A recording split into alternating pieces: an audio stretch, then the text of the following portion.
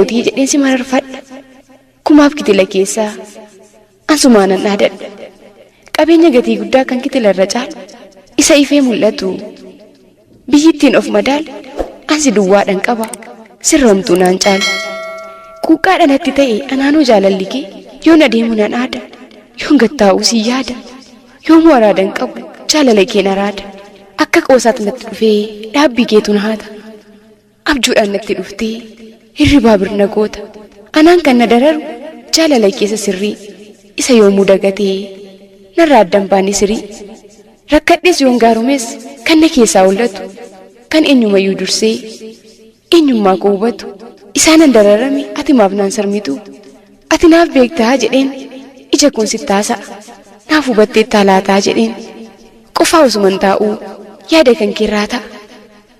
Yeroon of deebi'uu of birattuu sin argu jaalalaafuu iji koo si tokkicha koo malee nama kan biraan argu. Natti hin fakkaanneem dura akkati natti dhuftee qalbii kiyya na hattu. Akkati eenyumaan oluu maalummaa koo dhuunfattu.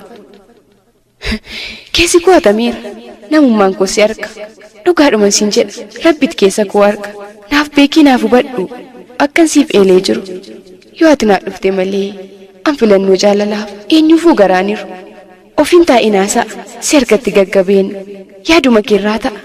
Imala jaalalaatiin gola kan kee tolgalee si waliin bashannanee morma kee jala galee icciitii goloonnee koo haseesitti odeesse si waliin jiruun fedha yoo rabbi na milkeesse. Ati deebiinaaf laadhu hin callisiin maal horee. Kottuutiin attaasa'e konkolaataa jaalalaa mana keetti gulufee mee ofii bakkaan ga'e. Ofitti na qabiitii morma koo na dhungadhu yoo sirkatti gaggabu kafana jaalalaatiin haguugii na haammadhu. Yoo musiifan jiraadhaa ati sanaaf jiraadhu ulfina jaalalaatiif maaloo teessoo naaf laadhu.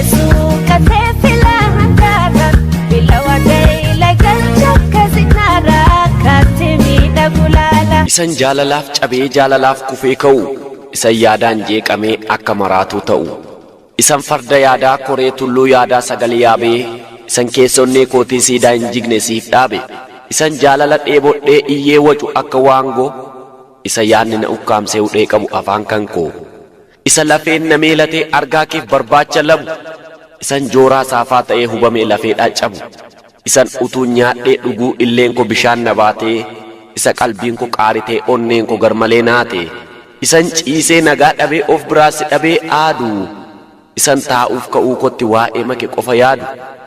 Isan aara galfii dhabee akka billaachaa siif kaadhu. Isan kunuunsee galfata jaalala keetii baadhu. Isan toora yaadaa badee takka shuumee takka shaaru.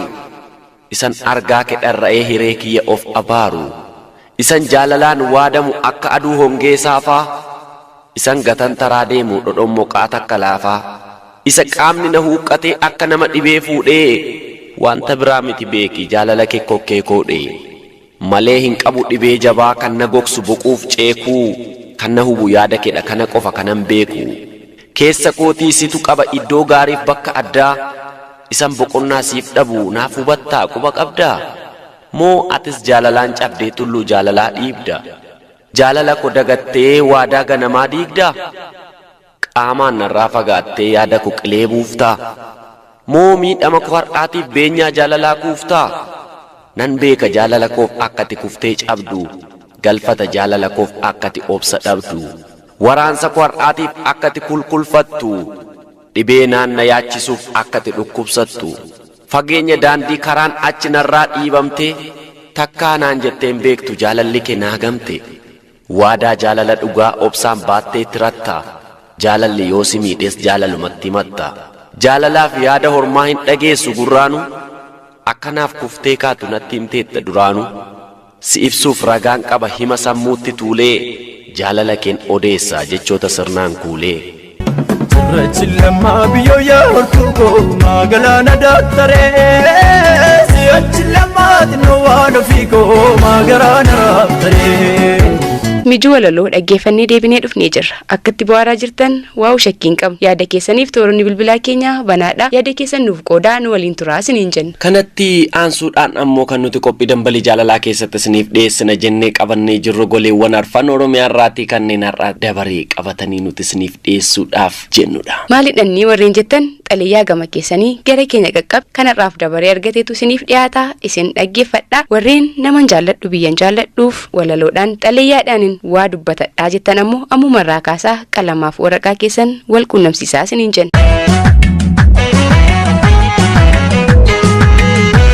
Danuu marjummaa keef danda'ummaa kee fi obsa keef gara bal'ina kee fi amala kee gaarummaa sanaaf waa'ee kee haasa'uuf hedduu natti ulfaata jechootan filadhee si ibsaa jedhus hangan tilmaamee waa'ee kee naaf hin addeessuu miti ittuu naaf hin dhiyaatani dandeessuu ta'uu kee obsituu ta'uu kee gara bal'ina keef jechoonni kuufamanii tartiibeffamanii akkasiif malutti uumaman hin jiruu yoon jedhe hanga tokko sammuun kootti naaf amana dhugaadhuma bifaan amalaan hojiidhaan beekumsaan koorniyaadhaan osoo nun qoodiin nu hunda keenyayyuu ilmaan deessee maraaf arjummaan kee walqixa kana mallisaa sitti dabee haadhummaa kee kabajuu dadhabee sirratti yoo dubbatu fi akka isa barbaaddetti yoo siif ta'uu didu amalaan sossobdee akka inni haala gaariin naamusa gaarii horatuuf haammattee waan qabdu maraa osoo hin qusatiin qabeenya kee badhaastee sossobdee deeffatta. Yaada kee faallessanii wal mari'atanii sirraa fagaataniifis ilaalchi kee yoomuu qajeelaadha gara laafummaa kee sanaa itti agarsiisuudhaan hanga isaan deebi'anii qeekee miidhagaa sanatti dhufanitti sossobbaa fi amalaan isaan kadhatta. Waa'ee kee dubbachuun kanaaf natti ulfaata ati dandeessuudha obsituu haala kamiinuu harmeen sitti qixxaattu hin jirre dandeessuu waan hundumaati. Unulmaan kee warra deesse qofaa miti warra dhufee sababa keenyaanis ta'ee fedhii mataa ofiitiin sitti dhiyaatanii ilmaan kee waliin jiraachuu barbaadaniif garaan haadhummaa kee akka isa miidhatee da'etti hogguyyuu waa'ee isaanii dhiphachaa ofitti isaan qabattee qabeenya gola kee tokkoyyuu osoo hin qusatiin isaan badhaastee kan kee taasifatta hanga isaan tole jedhanii godookii keessa naanna'an yoo fedha naannan barbaadanis damma maal kana qofaa qabeenya gola kee isa lakkaa'ameen dhumne warqeef meetii hidhaa sabbata kee osoo hambifatiin kennaa taasistee fi isaan jiraachista kanaafuu jechi harmee jedhu yoo sitti xiqqaate malee waan sitti baay'atuun se'u harmeetiyya dhugaadhumaan ati harmee nama hundaati dandeessuu waa maraati obsituudha kan ulfina kee eeguu dadhabee sirra gadhejjetee waan hedduu dalaguufis garaan kee hanga ni obsamaa jedhamee yaadamne obsiteetuma dandeessa waa'ee kee dubbachuudhaaf jechatu naanqata garuu waan tokko waadaa siif gala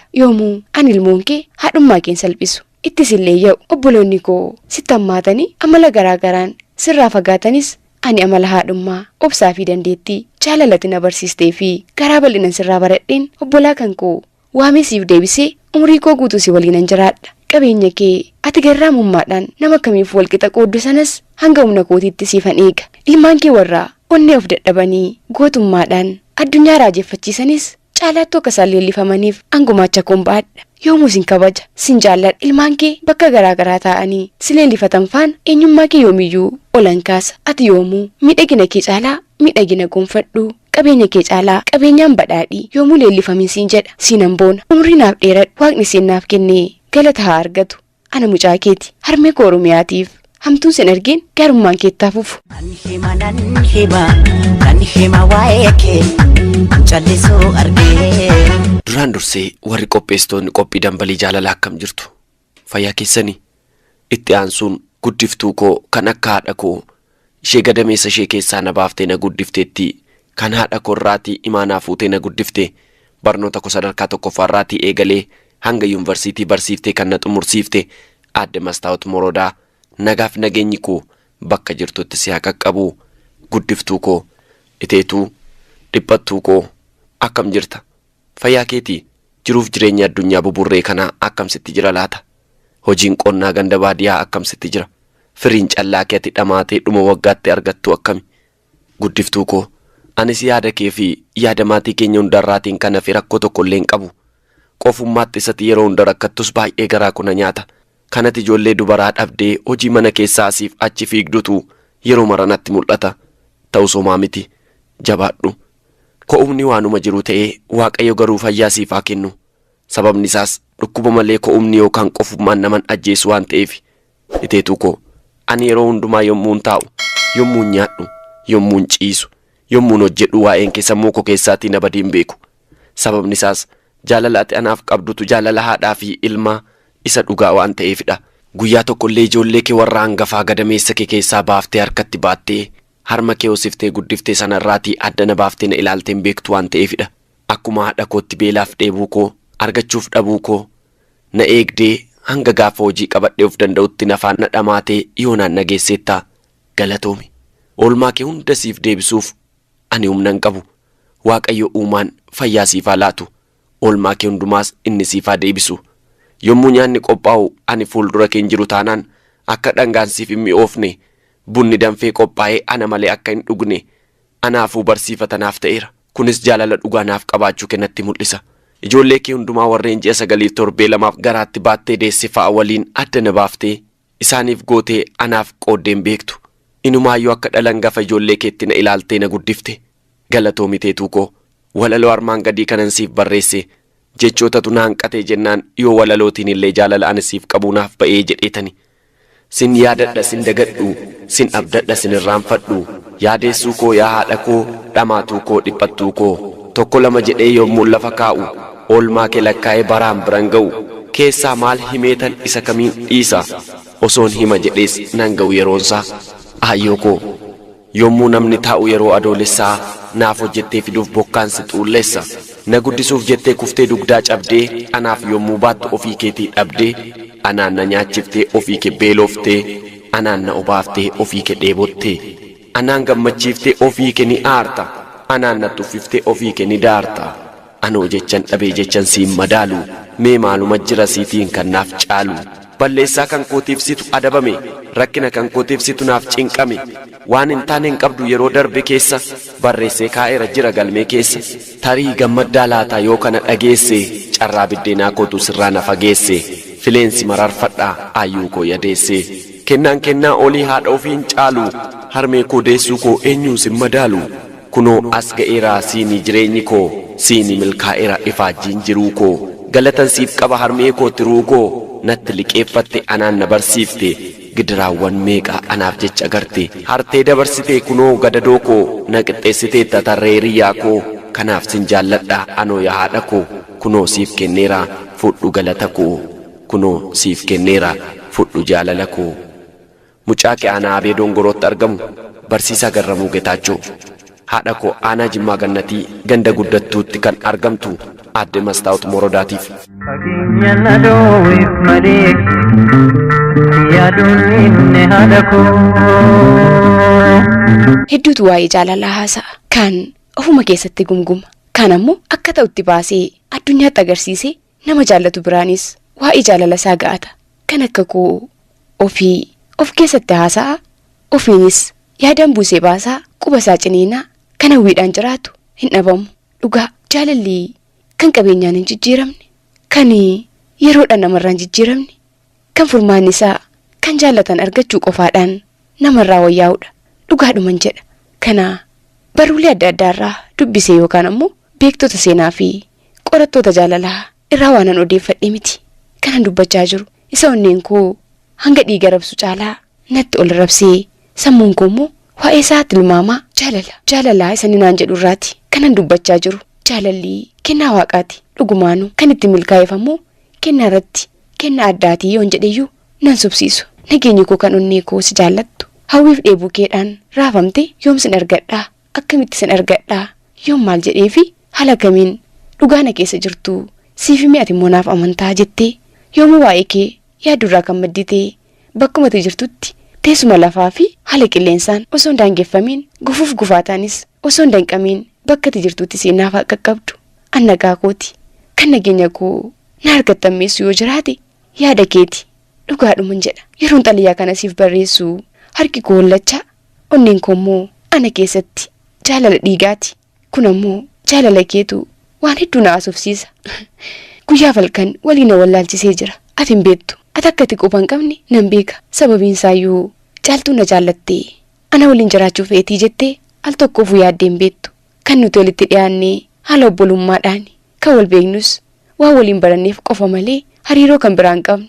Yeroo turreetti anis akka obboleettii keetti atis akka obboleessa kootti wal gargaaraa wal wajjin barnoota keenya xumurre itti milkoofnees erga eebbifamnee hojii bakka garaa garaatti argannee haala bareedaan jiraachaa jirra.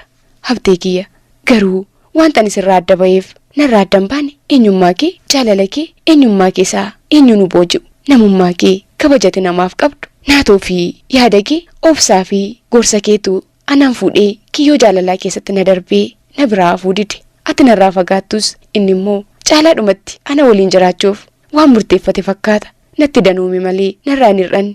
Ati kana naaf hin beektu. Ani kunoo of keessatti obsee siif bilbilees waan hedduu si waliin haasa'ee dhugaa na keessa jirtu garuu si dhoksaa turee har'a dadhabee obbaafadheen jira. Habtee ko si jaalladheen jira. Si waliin jiraachuun fedha. Yooti naaf eeyyamamtee haala kamiinuu akkati jettitti si argadhee si waliin yoon jiraadhe lubbuun koo badhaasa namni kamiyyuun arganne addunyaa kanarraa akka waan argatteettan lakkaa. Sababiinsaa namni nama wajjin wal lolee fi waan biraa dhabe barbaade argata. Namaanis araara buufata.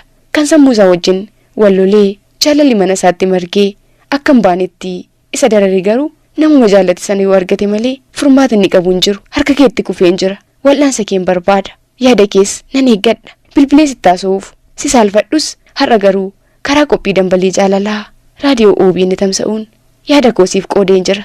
Sinawwa deebii keen eega. Xaliyaa kan yeroo dhageessu akka tirifattu nan beeka. Anadhaa ana mitii jettee akka timamii keessa galtus naaf gala. Garuu dadhabee dubbadheen jiraati furmaata naaf kenni. Hadaraa jaalalaa waaqni jaalala uumee anaanis onnee koo na boojee garaa kee naaf laaffisu aaganaa dhageessisuun jedha. Ana caaltuudha. Magaalaa Ambootti kan argamtu Habtaamuu Caalchisaatiif nagaatti. Daaliyaabee daabee natti fiffirsee daabee daashee dashkoodii filee daabee qalbii na haati na hin dhaabbee. Obsii filee fi Nimoonaa Naggasaa qophii dambalii jaalalaa har'aa qindeessine akka amma dhaggeeffattan kanatti isiniif dhiyeessine. Abdusalaam Muhammed qophicha gulaalee torban qophii biroo babbareedoo miidhagoo waa'ee jaalalaa isaan qabannee hanga deebinutti. Torban jaalalaa isiniif haa ta'u. Nagaatti.